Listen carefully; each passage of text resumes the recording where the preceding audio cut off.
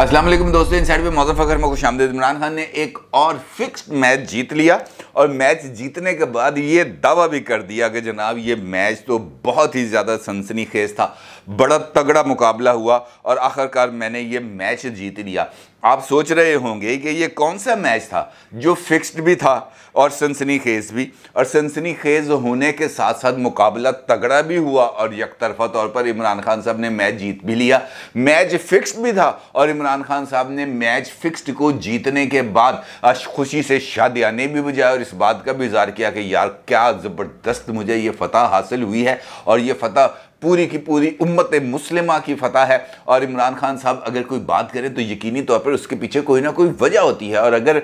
इमरान खान साहब अगर match fixed जीतने के बाद खुशी के शादियाने बजाएं तो यकीनी तौर पर उनके पास इस बात की कोई ना कोई वजह ज़रूर होगी। अब यकीनन जानना चाहते होंगे कि इमरान खान साहब ने ऐसा कौन सा मैच है जो जीत लिया, जो फिक्स्ड भी था, लेकिन इमरान खान साहब इस फिक्स्ड मैच जीतने के ऊपर खुश भी हैं। आपको यकीनी तौर पर जो है इसकी मैं तफसीलात से आगाह करूंगा, लेकिन पहले ज़रा आज कप्तान ने जो अपना खिताब किया है बनी गाला में, इस पर होने वाली जो इम्पॉर्टेंट नुकात हैं अगर उस पर बात कर लें, उनको ज़रा दोहरा लें तो कुछ ज़्यादा अच्छा ना होगा। क्योंकि इमरान खान साहब ने आज एक मरतबा फिर लॉन्ग मार्च की जो लाल बत्ती है उसको जला दिया है और उनका ये कहना है कि भाई आप तैयारी पकड़ लें, क्योंकि अब ये ना मैं सुनूं कि जनाब मुझे दोबारा कि अभी हमारी तैयारी नहीं थी, बंदे पूरे नहीं थे, गाड़ियों का बंदोबस्त नहीं हो सका, बिरयानी का बंदोबस्त नहीं था, कीमे वाले नान नहीं थे। ऐसी कोई सूरत हाल या ऐसी कोई जवाज़ अब काबिल कबूल नहीं होगा। आने वाले चंद दिन के अंदर मैं लॉन्ग मार्च की तारीख का ऐलान करने जा रहा हूँ और ये पाकिस्तान की तारीख का सबसे बड़ा एहतजाजी मुजाहरा होगा जिसके अंदर चारों सूबों से लोग शिरकत करेंगे और ये हकीकी आज़ादी का मार्च है। इमरान खान साहब ने, आपको पता है, पहले भी 25 मई को लॉन्ग मार्च किया था और उसके साथ उन्होंने इस बात का ऐलान किया था कि मैं इस्लामाबाद से उस वक्त तक वापस नहीं आऊँगा जब तक ये इम्पोर्टेड रजीम अपने घर जाने का प्लान का ऐलान नहीं करती, यानी इंतखाबात की तारीख का ऐलान नहीं करती। और फिर हमने ये देखा कि 26 मई को जब सुबह इमरान खान साहब इस्लामाबाद की हदूद में दाखिल होते हैं, जिना एवेन्यू पहुंचते हैं, तो उसके बाद वो वहाँ पर रुकते नहीं हैं बल्कि वापस आने का ऐलान कर देते हैं। और फिर उसके लिए जो जवाज़ तलाश किया जाता है वो ये था कि जनाब अगर मैंने वहाँ पर लोगों के जो आंखें हैं, लोगों के जो जज्बात हैं, लोगों की जो बॉडी लैंग्वेज थी वो ये ज़ाहिर कर रही थी कि उनको राना सनाउल्लाह साहब की तरफ से इस्तेमाल की गई ताकत के ऊपर बहुत ही ज़्यादा गमो गुस्सा है। और अगर मैं वहाँ पे बैठ जाता तो हमारे पास, हमारे मैंने भी देखा कि हमारे लोगों के पास कुछ पिस्टल विस्टल थे और ऐसी सूरत हाल में गोली चलने का इम्कान था, खूनरेज़ी हो सकती थी। लिहाजा मैंने बेहतर ये समझा कि पाकिस्तान को किसी भी ऐसी सूरत हाल से इंतशार की कैफियत से बचाया जाए और वापस आया जाए। इमरान खान साहब वापस आ गए और उसके बाद उन्होंने मुसलसल इस बात का इजहार किया कि मैं 6 दिन के बाद लॉन्ग मार्च का ऐलान करूंगा, मैं ज़रा सुप्रीम कोर्ट में एप्लीकेशन दे दूं, उस एप्लीकेशन का नतीजा आ जाए फिर ऐलान करूंगा। आज फिर उन्होंने ये कह दिया कि जनाब तैयारी पकड़ें, मैं लॉन्ग मार्च करने जा रहा हूँ, ज़रा सुप्रीम कोर्ट से मुझे चंद चीज़ें की क्लैरिफिकेशन चाहिए, जैसे ही वो क्लैरिफिकेशन मिलेगी मैं लॉन्ग मार्च का ऐलान कर दूँगा। अब दिलचस्प बात यह है कि सुप्रीम कोर्ट में इस वक्त उनकी कोई ऐसी चीज़ पेंडिंग ही नहीं है जिसके ऊपर सुप्रीम कोर्ट का कोई वर्डिक्ट आना है। एक एप्लीकेशन दी थी उन्होंने अपने मार्च के लिए और उस पर उन्होंने ये गुजारिश की थी कि जनाब हमारा एक एहतजाज है जो हम करने जा रहे हैं जो पुरअमन होगा, लिहाजा हमें पुरअमन एहतजाज की इजाज़त दी जाए, जिस पर रजिस्ट्रार सुप्रीम कोर्ट ने उसके ऊपर एतराज़ लगा दिया था। पाकिस्तान तहरीक-ए-इंसाफ ने वो एतराज़ दूर करके वो दरख्वास्त दोबारा सबमिट की और वो भी रजिस्ट्रार ऑफिस ने वापस कर दिया। उन्होंने कहा नहीं जनाब पहले आप मुतल्लिका फोरम पे जाएं, उसके बाद यहाँ पे आना है। लेकिन उसके बाद अभी तक इस हवाले से कोई पेशरफ्त नहीं हुई। लेकिन इमरान खान साहब ने अपने लॉन्ग मार्च को सुप्रीम कोर्ट के पर्दे में छुपाने की भरपूर कोशिश की, लेकिन वो उसमें कामयाब नहीं हो सके। दूसरी जानिब आज का जो उनका नेशनल कन्वेंशन था वो इस हवाले से अहम था कि जो शाह महमूद कुरैशी साहब ने पिछले लॉन्ग मार्च के हवाले से जो रिपोर्ट पेश की थी उस रिपोर्ट को लेकर पीटीआई की क़यादत के अंदर और पीटीआई की ख़ास तौर पर ख़वातीन रहनुमाओं के अंदर एक बहुत ज़्यादा रिजेंटमेंट पाई जाती थी, क्योंकि शाह महमूद कुरैशी साहब ने उस रिपोर्ट के अंदर सिर्फ 2-3 ख़वातीन का ही जिक्र किया था। ज़रताज गुल साहिबा का जिक्र किया था कि इन्होंने बहुत ज़बरदस्त काम किया है, और इसके साथ साथ वो जो है मलाइका बुखारी साहिबा, उनका उन्होंने रोल का बहुत ज़्यादा एडमायर किया था कि जनाब बड़ा अच्छा रोल उन्होंने प्ले किया, जबकि बाकी तमाम ख़वातीन उनको उन्होंने नज़रअंदाज किया, जिस पर शीरी मज़ारी साहब और दीगर ने बहुत ज़्यादा गम और गुस्से का इज़हार किया कि जनाब अगर काम हमने नहीं काम किया, हम वहाँ पर नहीं आए, हमने वहाँ पर लाठियाँ नहीं खाई, वहाँ पर हमने टीयर गैस का सामना नहीं किया। और जो सारे के सारे तारीफ़ें हैं वो इन दो शख्सियात की जा रही हैं, जिस पर इमरान खान साहब ने आज जो अपना नेशनल कन्वेंशन है उसके ऊपर ख़िताब करते हुए उन्होंने कहा कि जनाब ये तमाम जो ख़वातीन इसमें शिरकत की थी, मैं उन तमाम की जुर्रत और बहादुरी को सलाम करता हूँ। यानी उन्होंने जो शाह महमूद कुरैशी साहब की तरफ से जो कोशिश की गई थी पार्टी के अंदर एक दो लोगों को नुमायाँ करने की, उसको उन्होंने ज़रा अंडरमाइन करने की कोशिश की। बुनियादी तौर पर आज का खिताब अगर देखें तो ये 3 या 4 हिस्सों पर मुश्तमिल है, और ज़्यादातर हिस्सा उनका बेस करता है वही इम्पोर्टेड रजीम, महंगाई, पेट्रोल की कीमतों में इजाफा, रूस से तेल की इम्पोर्ट, और उसके बाद जो अब मौजूदा हुकूमत है उसके ऊपर तनकीद। और यही बुनियादी चीज़ें हैं इमरान खान साहब के ख़िताब में, क्योंकि इससे आगे वो बढ़ते नहीं हैं। अब जो बुनियादी तौर पर उन्होंने एक नुक्ता उठाया वो ये था कि रूस की तरफ से पहले वो हमेशा से 30% की बात करते रहे हैं, आज उन्होंने 10% का उसमें इजाफा कर दिया। उन्होंने कहा जी 40% पर इंडिया ने 40% कम रेट पर इंडिया ने पेट्रोल लिया है रशिया से, और हमारी भी उनके साथ बातचीत चल गई थी। अगर हमारी हुकूमत ख़त्म ना होती तो अब तक हम रशिया से सस्ता पेट्रोल मंगा रहे होते, और जो हमने रेट तय किया था जिसमें अब 60 रुपये का इजाफा हुआ, तो उसमें भी 25-30 रुपये की और ज़्यादा कमी होती और लोगों को रिलीफ मिलता। अब ये एक ऐसा टॉपिक है इस वक्त जो लोगों के दिल के बहुत ज़्यादा करीब है, क्योंकि इस वक्त जो महंगाई है यकीनी तौर पर उसने लोगों का जीना मुहाल किया है, और इसके अंदर यकीनी और इमरान खान साहब का जो रोल है उसको नज़रअंदाज नहीं किया जा सकता। अब मैं भी पिछली वीडियो में भी आपको बताया था कि किस तरीके से चीफ ऑफ आर्मी स्टाफ ने सबको एक टेबल पर बिठाने की कोशिश की, तमाम माशी माहिरीन को बिठाने की कोशिश की, अपना भी उन्होंने माशी माहिर अब्दुल हफीज़ शेख को बिठाया हुआ था कि जनाब इन सब के साथ मिलकर कोई लाइन ऑफ एक्शन तय कर लो, लेकिन वो बात भी किसी तरफ कोई हतमी नतीजे पर नहीं पहुंच सकी, और वहाँ पर भी पाकिस्तान तहरीक इंसाफ ने अपना जो मैना मानू वाली रट है वो अपना के रखी। अब इस सारी सूरत हाल में जो सिनेरियो मैंने आपके सामने रखा है, इसके अंदर एक मरतबा फिर लॉन्ग मार्च का ऐलान, मुझे एक मरतबा फिर इस बात का इम्कान नज़र आ रहा है कि ये भी इमरान खान साहब के ब्लफ के अलावा और कुछ नहीं है। क्योंकि फौरी तौर पर अगर हम देखें तो कल जो है हुकूमत इकनॉमिक सर्वे जारी करने जा रही है, जिसके अंदर पिछले साल की इक्तिसादी कारकर्दगी पर मुश्तमिल एक जायज़ा रिपोर्ट पेश की जाएगी, और पता चलेगा कि पिछले साल इमरान खान साहब की हुकूमत की कारकर्दगी की वजह से हमारा ग्रोथ रेट क्या रहा, और अब तक के जो कुछ चीज़ें उसकी सेलिएंट फीचर सामने आए हैं उससे ये पता चलता है कि हमारा ग्रोथ रेट तकरीबन 5.96 के अराउंड रहा है, और जो एक अच्छा ग्रोथ रेट है, इसके अंदर कोई दो राय नहीं है। हमारी लार्ज स्केल मैन्युफैक्चरिंग में इजाफा हुआ, इसके अंदर कोई दो राय नहीं, लेकिन हमारा जो ट्रेड डेफिसिट बढ़ा है वो भी अनप्रेसिडेंटेड है। 11 महीने के अंदर हमारा ट्रेड डेफिसिट $42 बिलियन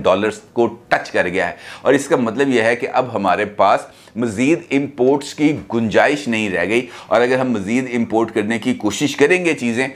तो उसके लिए हमें डॉलर्स दरकार होंगे, और डॉलर्स इस वक्त है नहीं। दूसरी जानिब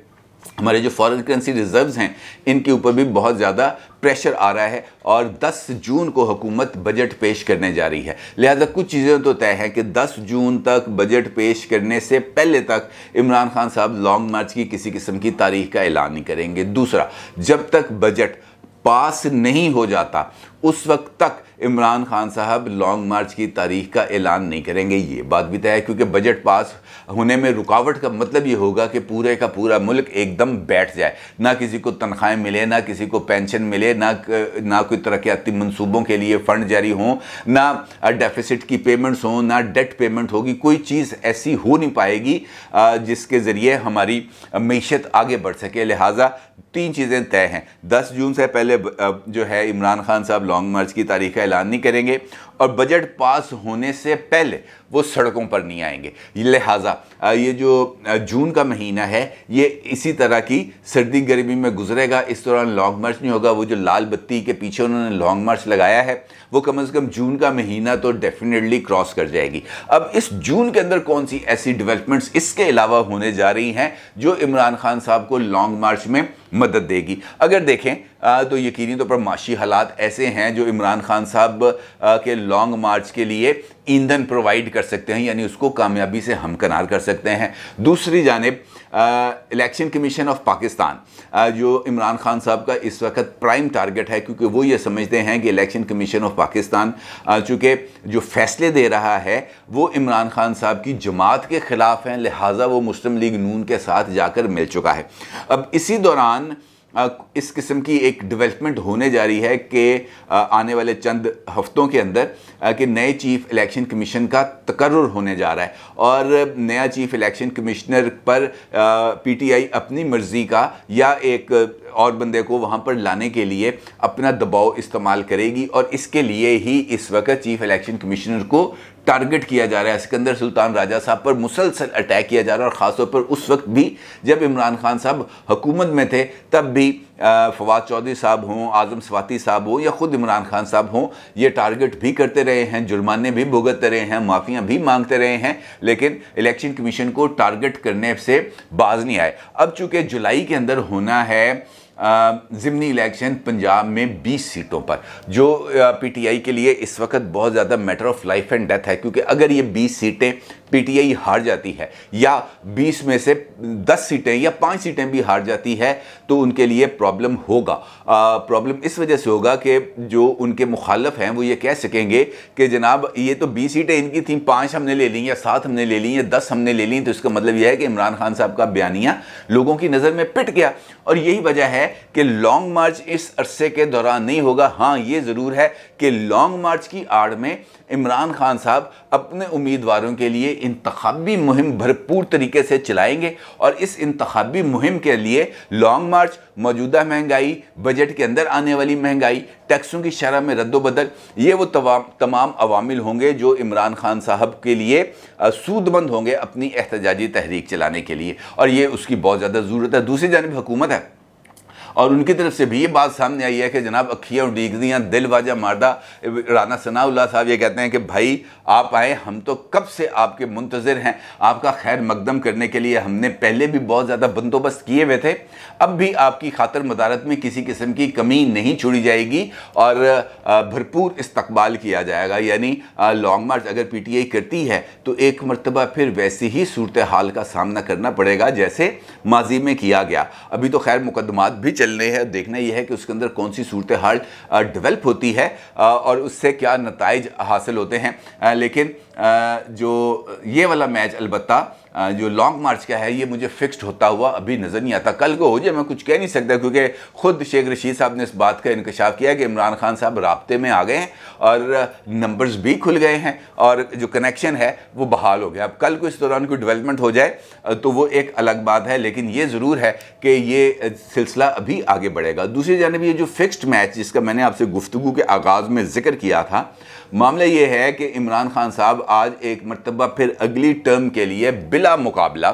बन गए हैं चेयरमैन, मुंतखब हो गए। ना सिर्फ वो चेयरमैन मुंतखब हो गए हैं पाकिस्तान तहरीक इंसाफ के, बल्कि शाह महमूद कुरैशी साहब वाइस चेयरमैन और असद उमर साहब सेक्रेटरी जनरल पाकिस्तान तहरीक इंसाफ मुंतखब हो गए। और दिलचस्प बात यह है कि इमरान खान साहब के मुकाबले के लिए 2 पैनल मैदान में उतारे गए थे। एक पैनल के अंदर जो हैं साबिक गवर्नर पंजाब साहब उमर सरफराज चीमा साहब, वो सदारती वो चेयरमैन के लिए उम्मीदवार थे और साथ उन्होंने अपना पैनल बनाया हुआ था। दूसरे जो साबिक मजहबी अमूर के वज़ीर थे पाकिस्तान तहरीक इंसाफ के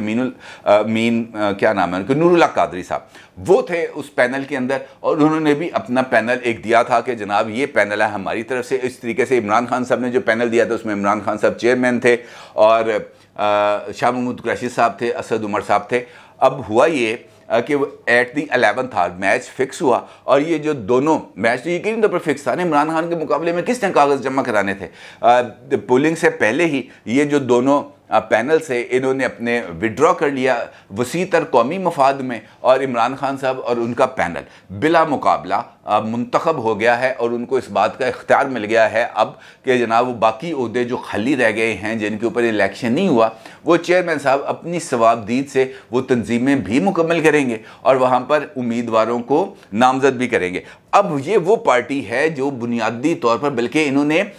एक वसी पैमाने पर इलेक्शन कराए भी था, पहली जमात थी जिसने पार्टी के इलेक्शंस कराए थे। मुझे याद है इधर ईवान इकबाल लाहौर के अंदर इलेक्शंस हुए थे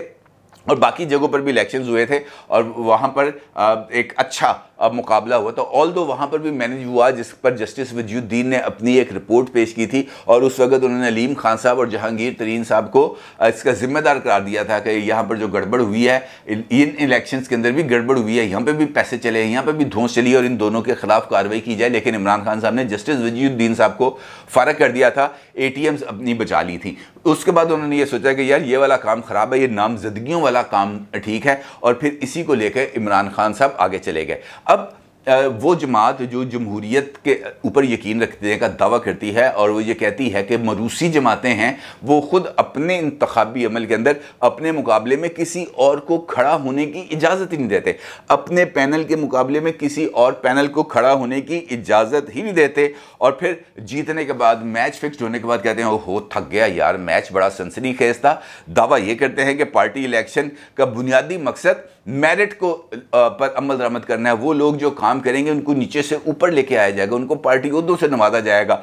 उनको इलेक्शन लड़ाया जाएगा। इमरान खान साहब ने आज ये तकरीर की है बनी गाला में, जब उन्होंने ये नेशनल कन्वेंशन से खिताब किया है।